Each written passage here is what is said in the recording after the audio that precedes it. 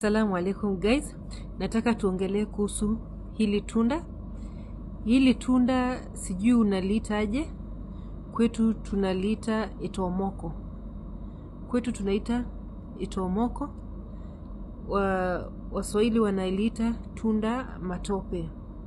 Tunda matope na inaitwa sour fruits. Na hii tunda lilikuwa hata enzi za kale ilikuwa ni matunda na ilikuwa inatumiwa sana, na kila boma ilikuwa na hii matunda.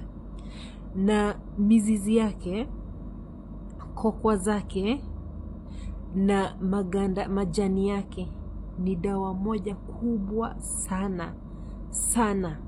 Mizizi yake ilikuwa inachimbwa, inachemshwa, na ilikuwa ni dawa ya kuponya magonjwa makubwa kama ya saratani na magonjwa ya kansa mbali. Wanawake wenye wakuwa wanapata watoto walikuwa wanatumia hii, na hata nguvu za kiume. Zile nini zake, kokwa zake pia zilikuwa zinachemshwa na zinakunywa.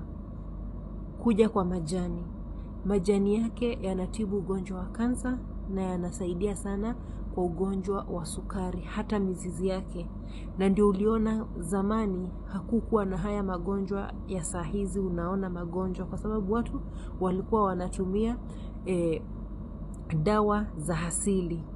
Matunda yake ni nzuri kwa mtu mwenye ako na shida ya digestion, na inakufanya una look young and beautiful. Na pia bila kusahau, wanawake tuingie kwa spiritual kidogo. Wale wasichana walikuwa wanaolewa, anaolewa hapa na hapa, yani anaolewa kitoka kwa bwana. Yani ungeolewa na zaidi ya mabwana wawili na urudi kwenyu, ulikuwa unaoshwa na majani ya matomoko. Hii majani ya matomoko ilikuwa inashikwa, yani inachunwa, inawekwa chumvi, unaoshwa na na nyanya yako, ama kuna wale wa mama wazee wanakuosha wakikutamkia maneno mazuri.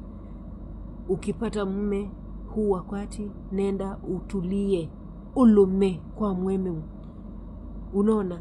Na wale watu walikuwa wanakanyaga vitu tulikuwa tunaziita ngati, ama unategewa vitu kiziruka, ni hivyo uwezi ukakaa mahali. Ama wale watu walikuwa wanachukuliwa michanga yao inaenda inafanywa mambo. Ulikuwa unaoshwa mwili mzima, unaoshwa miguu, na ukinenewa maneno mazuri ya kuwa na ladha pia, ndio uweze kukaa na mwanaume. Unaona? Kama ulipakwa momai, ulikuwa unaoshwa na mtomoko, kwa sababu matunda yake ina utamu sana. Kwa hivyo ulikuwa unaoshwa wakitia ile nia, kama vile hii matunda ilivyo tamu. Jamani, Mwenyezi Mungu mtie huyu msichana wetu utamu. Tia ladha kwa ndoa yake, tia utamu kwa mwili wake. Manake wakati mwingine unaweza ukafanywa vituko na sarakasi. Mume wako akienda kulala na wewe anasikia yani anasikia tofauti, anasikia una ladha yoyote, anasikia hataki hata kurudi hapo kesho. Kwa hivyo wasichana walikuwa wanaoshwa na matomoko na wanaolewa na ndoa zinadumu. Chembele saa hizi guys, ndugu zangu, tunajua kujiombea, tunajua kufanya maombi. Unaweza ukachukua yale majani na ukatia dua zako pale na ukaoga kwa nia ya mvuto, lakini ukumbuke yale majani hayatakusaidia chochote. Mwenyezi Mungu na dua yenye utamuomba Mwenyezi Mungu ndio itaenda kufanya kazi. Hata wakati tunakunywa dawa, tunaomba Mwenyezi Mungu azitie nguvu ndio ziweze kufanya kazi kwa miili yetu.